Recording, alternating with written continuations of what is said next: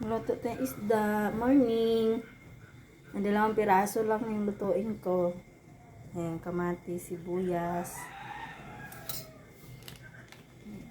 Tsaka lalagyan ko ng gulay na sitaw.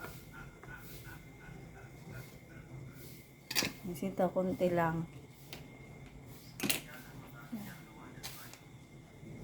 Kapichay.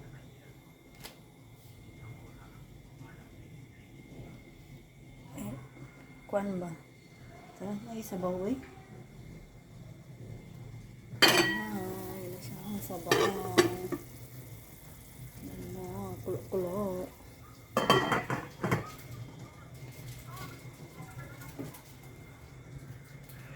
Ay, hilangaw.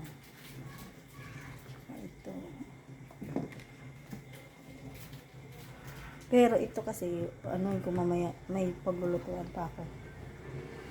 Yun lang guys. Thank you sa inyong panonood.